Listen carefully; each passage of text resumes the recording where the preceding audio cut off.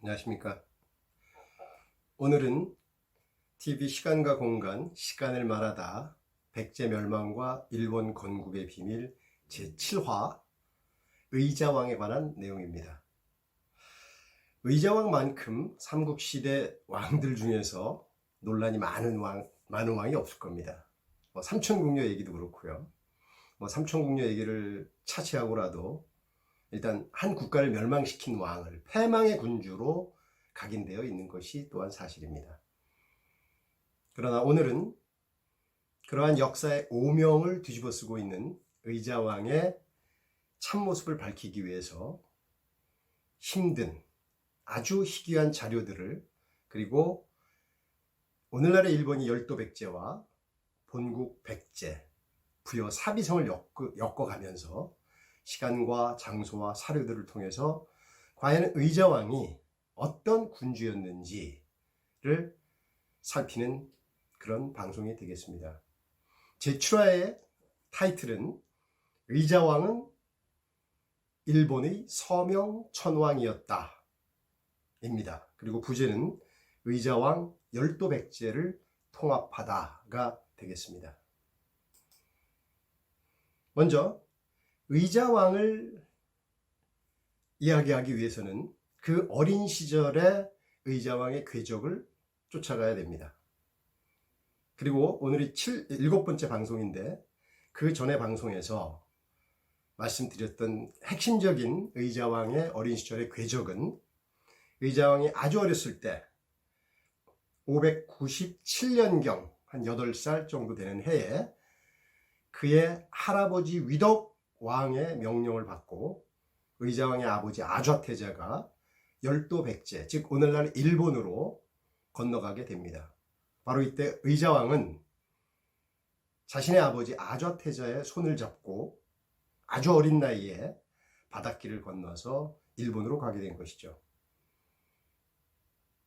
그리고 이러한 아좌태자의 일본 파견은 당시에 열도 백제와 본국 백제 양쪽에 있었던 정치적인 격변을 해결하려고 한 위덕왕의 승부수였습니다. 그러나 불행하게도 위덕왕은 본국에서는 법대왕 계열인 법대왕과 해왕 계열과의 정치적 다툼에서 지게 되고, 열도로 건너간 백제의 아좌태자는 긴메이천왕 계통의 용명천왕과 성덕태자 계통에 의해서 암살을 당하게 됩니다. 그게 바로 598년입니다. 이렇게 할아버지와 아버지를 동시에 잃게 된 같은 날 다른 장소 598년 백제 사비성과 열도 백제에서 일본에서 할아버지와 아비를 잃은 의자왕은 고립무원의 처지로 열도 백제에 남게 됩니다.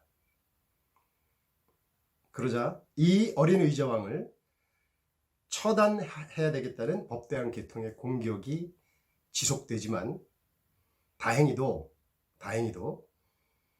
추고천왕이 형제 간의 고륙상쟁을 막기 위해서 추고천왕의 치마 속에 어린 의자왕을 보호하게 됩니다. 바로 이것이 고립무원의 상태에서 의자왕이 열도 백제에서 살아남은 이유가 되는 것입니다.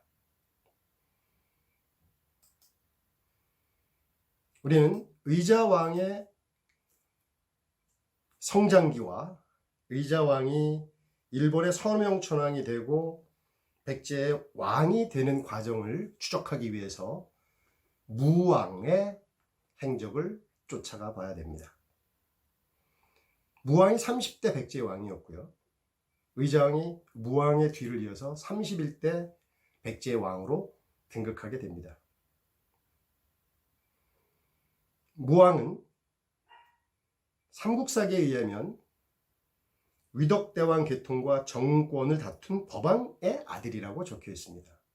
그러나 중국의 남북조 시대의 북조의 역사서인 북서에는 무왕은 위덕왕의 아들이었다라고 적혀 있습니다. 과연 어떤 것이 옳은 기록일까요?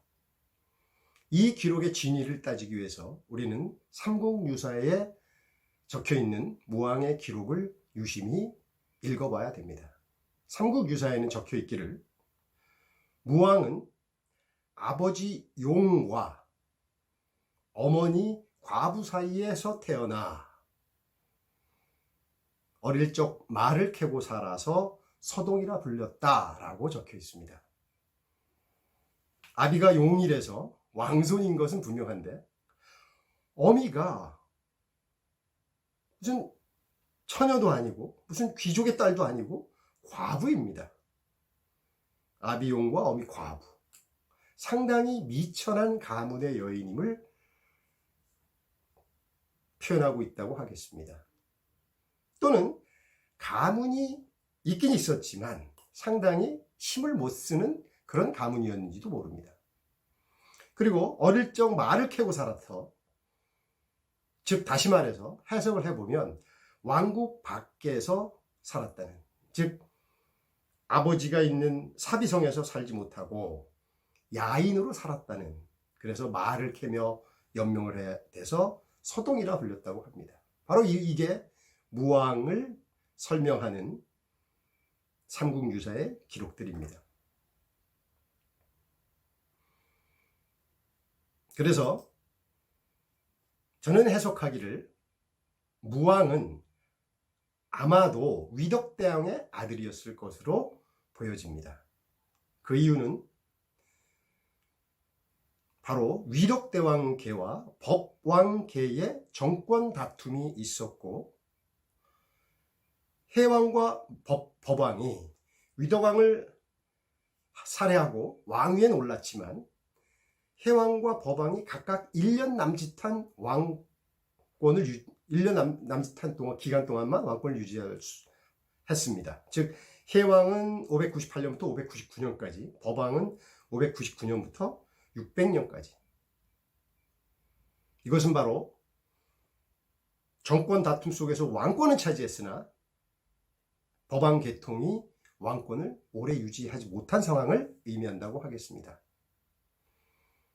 그래서 무왕의 위치를 해석하는 올바른 방법은 무왕은 위덕왕의 아들이었지만 무왕은 불운한 왕자였습니다. 즉 아좌태자가 무왕의 적장자이며 왕자, 태자로 인정받은 정통을 계승하는 왕자였다면 무왕은 용과 과부 사이에서 태어난 서자, 사비성에서 위덕왕의 아들임을 공식적으로 인정받지 못한, 그래서 말을 캐며 연명을 해야 됐던 그런 가려진, 감추어진 왕이었습니다. 아마도 그 이유가, 무왕이 감추어졌던 왕자였다는 이유가 바로 그 8년에 일어났던 사비성의 정변에서 무왕이 목숨을 지킨 이유일지도 모르겠습니다.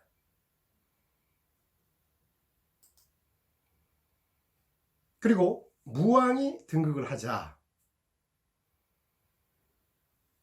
전통적인 부여시 왕과를 중심으로 한 백제의 6대 귀족 계급과 달리 신흥 귀족이 등장합니다. 그 신흥 귀족은 바로 사택시의 등장입니다. 바로 이 사택시의 존재는 얼마 전에 익산에서 발견된 미륵사지 석탑 안에 무왕의 아내가 선화공주가 아니라 사택시였다라는 유물이 나옴으로 인해서 사택시의 등장이 증명이 되었습니다. 그리고 이 무왕은 자신이 왕이 되자 이런 구귀족과 신흥귀족의 정치 싸움에서 균형을 유지하기 위해서 익산천도를 단행을 합니다. 오늘날의 익산은 옛 백제시대에는 금마저로 불려서 금마저 천도라고 기록에는 적혀 있습니다.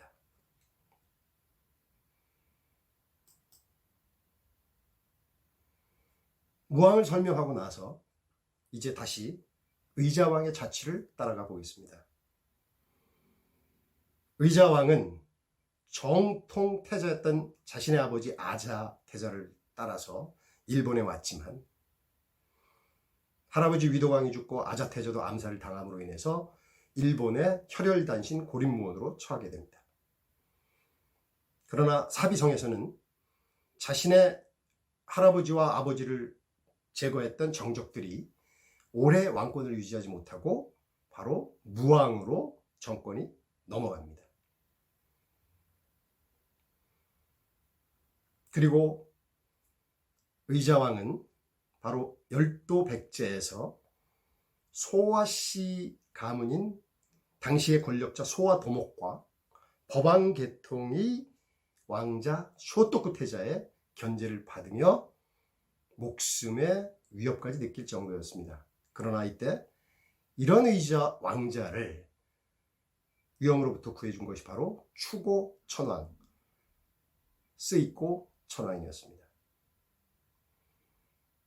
그리고 기록에는 이런 의자 왕자가 당시에는 일본 열도 백제가 큐슈 백제와 대화외로 나눠져 있었는데, 즉 다시 말해서 구주의 큐슈 백제와 본주의 대화 백제로 나뉘어 있었는데 600년의 의자 왕자가 큐슈 백제의 후왕으로 간다라고 적혀 있습니다. 이것은 바로 비록 소와도목과 쇼토쿠 태자가 즉 법흥왕 세력들이 의자 왕자를 견제를 했으나 본국 백제에서 위덕왕 계통인 무왕이 왕으로 등장하자 의자 왕자를 자기들 마음대로 제거하는데 실패했던 것을 의미합니다. 그리고 더군다나 자신들의 핏줄인 쓰이코 천왕이 의자 왕자를 보호한 것도 큰 몫이 되었죠. 그러나 대화의 소와 시가와 쇼토쿠 태자는 큐슈 백제왕이 된 의자왕을 그냥 놔두질 않습니다. 어차피 정적이기 때문에 제거를 해야 됐겠죠. 그래서 큐슈 백제와 대화회 사이에 601년 제1차 전쟁이 일어납니다. 대화회는 내목 황자를 수장으로 해서 의자왕을 공격했으나 큐슈 백제에서 의자왕의 큐슈 백제에게 참패를 당합니다. 그러자 의자왕 세력은 곧바로 602년 전열을 정비해서 대화회로 쳐들어가 소아가와 쇼토쿠 태자가 중심이 된 대화회 정부를 정복을 합니다. 그러나 당시의 천황은 쓰이코 천황이었습니다. 바로 의자 왕자를 보살펴준 여자 천황이었던 것이죠. 그래서 쓰이코 천황은 그대로 천황의 자리에 있지만 쇼토쿠 태자는 이때 일부 기록에 의하면 의자 왕자에게 항복을 하고 충성을 맹세했다고 합니다. 그리고 그러한 충성의 증표로 정계에서 은퇴해서 불교에 귀의하고 자신이 불교에 귀의함과 동시에 열도의 새로운 패자인 의자왕에게 충성을 다짐하는 증표로서 호류사를 창건을 했다는 것이 또 다른 기록이 남아있는 그런 상황입니다. 호류사는 602년부터 607년까지에 걸쳐서 즉 약 6년에 걸쳐서 쇼토쿠 태자가 불교에 귀의를 하면서 창립한 절이라는 기록이 있습니다. 바로 이러한 이 상황이 쇼토쿠 태자 편에서 비운의 천재 쇼토쿠 태자 부처가 되다라는 편에서 설명드린 쇼토쿠 태자의 또 다른 모습이었는지도 모릅니다. 그러면서 의자왕에 대한 기록은 600년에서 629년으로 건너뛰어서 일본 서기에 등장합니다. 바로 629년 의자왕이 서명 천왕으로 등극을 했다라는 기록이 나오는 것입니다. 즉 큐슈 백제와 대화회를 다 점령한 의자왕은 자신을 보살펴준 할머니뻘인 쓰이코 천황에게 천황직을 유지시키다가 쓰이코 천황이 돌아가자 드디어 629년 열도의 패자인 서명 천학으로 등극을 하게 됩니다.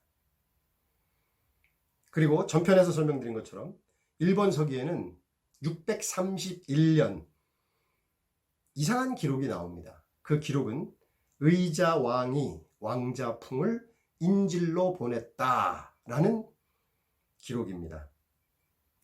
의자왕이 백제의 왕이 된 것이, 의자왕으로 등극한 것이 641년인데 641년보다 10년 전인 631년에 의자왕이 왕자풍을 인질로 보냈다라는 기록이 일본 서기에 나옵니다.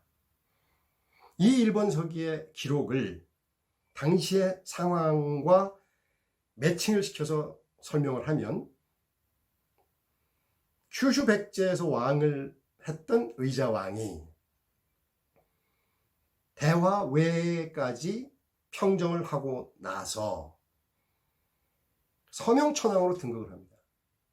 그리고는 그런 대화를 섭정을 하기 위해서, 다스리기 위해서 자신은 큐슈 백제에 있으면서 대화 외로 자신의 왕자 풍을 보냈다.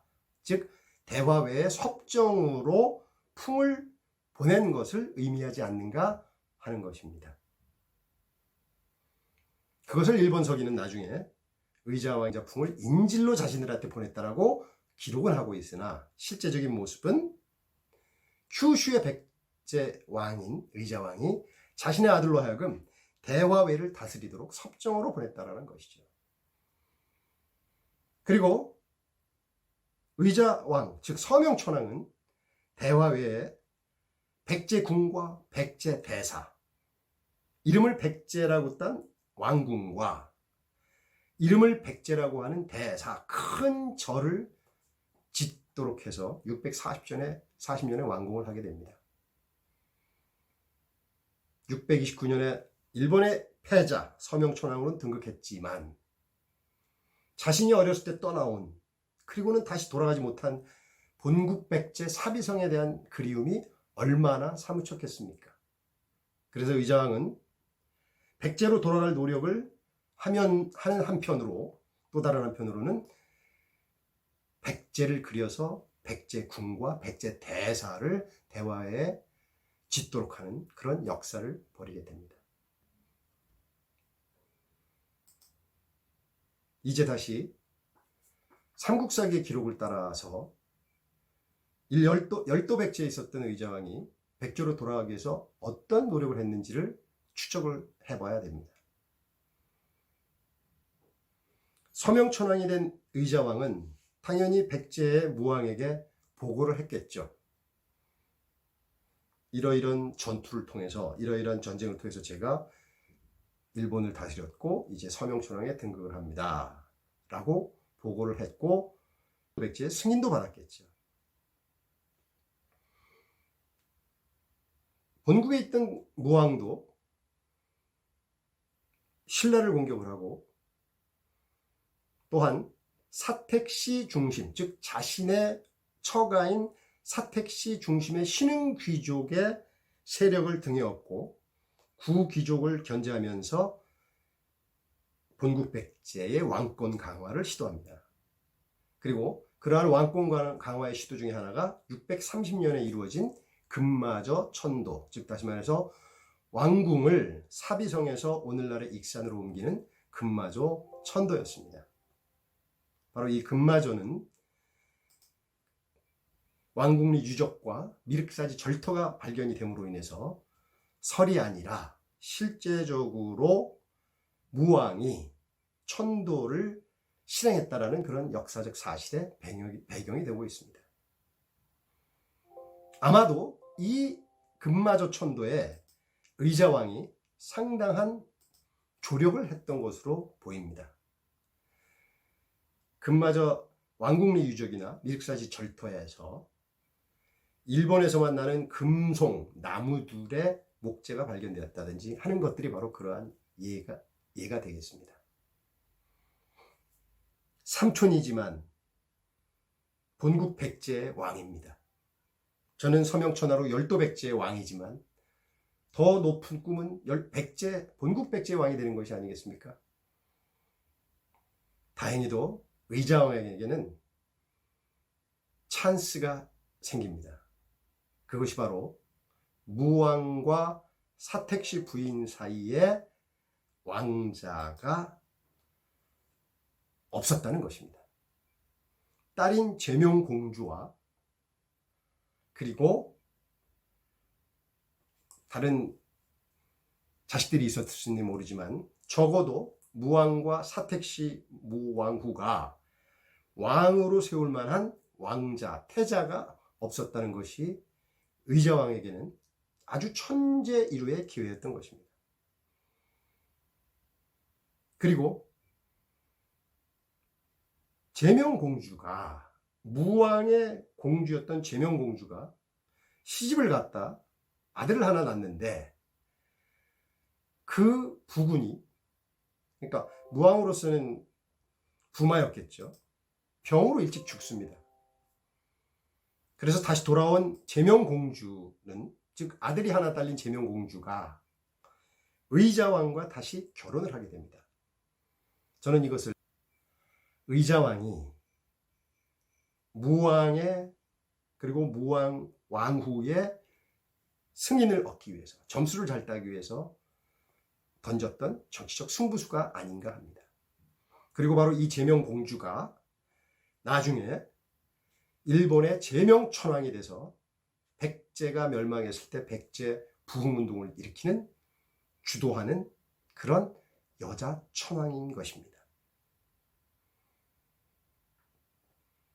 백제의 멸망 과정과 백제의 부흥운동 그리고 제명천황의 활동상은 다른 편에서 설명을 드리겠습니다. 그래서 629년에 34대 서명천황으로 등극한 의자왕은 금마저 천도에 적극적으로 협력을 하고 무왕의 딸인 과부, 애 딸린 과부 제명천황과도 결혼을 하는 등 이런 여러 가지 노력을 통해서 드디어 632년 백제의 태자로 임명이 됩니다. 이때 의자왕의 나이가 40입니다. 삼국사기에는 의자왕은 무왕의 아들이다 라고 적혀 있지만 의자왕은 아자태제의 아들이며 무왕은 의자왕의 삼촌뻘입니다. 무왕의 입장에서 자신의 아들이었다면 당시 거의 평균 수명이 40세였는데 40이 되도록 자신의 아들을, 친아들을 태자로 임명하지 않을 리가 없었을 것입니다. 어찌되었건 의자왕은 각고의 노력 끝에 일본에서 서명천황이 되고 자신의 서명천황의 지위를 이용해서 본국 백제의 무왕을 도움으로써 자신이 태자로 임명되는 그런 아주 정치적으로 미묘했고 어려웠던 과정을 밟아 642년에 백제의 태자로 임명이 됩니다. 그리고 이러한 정황을 증명할 만한 기록이 많지는 않지만 641년에 드디어 의자왕이 본국 백제의 왕으로 등극을 하자 두 가지 정치적 상황이 벌어집니다. 그것은 뭐냐면 첫 번째가 자신이 백제의 왕으로 등극하자 의자왕은 자신을 비호했던 스이코 천황의 딸을 35대 일본의 황극 천황으로 등극을 시킵니다. 그리고 삼국사기에 의하면 의자왕이 등극한 바로 다음해 642년에 이런 기록이 나옵니다. 의자왕은 제왕자의 아들 교기, 제왕자란 동생 왕자, 즉 다시 말해서 의자왕의 왕가의 식구들 중에 아마 동생쯤이 되겠죠. 제왕자의 아들 교기, 몸의 여자 사인, 즉 어머니의 자식버린 여자 사인, 내좌평 기미 등 고명인사 40명을 섬으로 추방하였다라고 기록이 나옵니다. 이것은 바로 열도백제에 있었던 의자왕이 부여 사비성의 본국 백제 왕이 됨으로써 왕권 강화에 걸림돌이 되는 세력들을 열도 백제로 보냈다라는 것을 다르게 표현하고 있습니다. 비록 삼국사기에는 추방하였다라고 설명이 되어 있지만 이것은 바로 본국 백제에서 열도 백제로 보내는 그런 조치를 취하는 것을 의미를 합니다. 이렇게 본국 백제에서 왕권을 강화한 의자왕의 또 다른 왕권 강화의 노력은 바로 전편에서 설명드린 대화의 개신입니다. 의자왕이 641년 본국 백제의 왕으로 등극한 지 4년 뒤에 의자왕은 여자 천왕인 황극 천왕을 무시하고 다시 고개를 들어서 황권을 위협하는 소아시가를 멸절시킴으로써 인해서 열도 백제에 있어서의 귀족 세력의 발흥도 제어해버립니다. 그리고 이때 드디어 큐슈 백제와 대화외, 즉 구주와 본주에 나누어져 있었던 일본 열도 백제의 통치 체제를 하나로 통합함으로 인해서 효독 천왕을 등극시키고 드디어 본국 백제와 열도 백제의 통합된 통치 체제를 구축하는 계기가 됩니다. 그리고 그 10년 뒤 654년에는 자신의 아내이자 무왕의 딸인 제명공주를 일본의 37대 제명천왕으로 등극시킴으로 인해서 명실상부한 본국 백제와 열도 백제의 통치 체제를 완성하는 그런 상황이 정치 상황을 구축하게 됩니다. 그러나 654년 뒤인 660년 백제는 나당연합군의 공격을 받아서 사직이 멸망하는 그런 절대절명의 위기로 처하게 됩니다. 다음 편에서 자세히 설명드리겠지만 바로 이때 이런 백제의 멸망을 가져온 그런 비극의 씨앗은 바로 왕권과 귀족 간의 끊임없는 싸움, 본국 백제와 열도 백제로 나누어져 있는 정치 체계의 불안정성, 이런 것들이 백제로서는 뭉쳤을 때는 큰 힘이 되지만 분열됐을 때는 국가가 멸망으로 이르는 그런 약점으로도 작용한 그런 통치 체제였던 것입니다. 오늘은 의자왕이 어린 나이에 아버지를 따라서 일본으로 건너간 일, 고립무원의 상태에서 정치적 역경을 겪고 서명천왕이 된 상황, 그리고 서명천왕의 왕의 지위를 이용해서 무왕을 도움으로 인해서 어떻게 어려움을 겪고 백제의 왕까지 등극하게 되었는지를 설명드렸습니다. 감사합니다.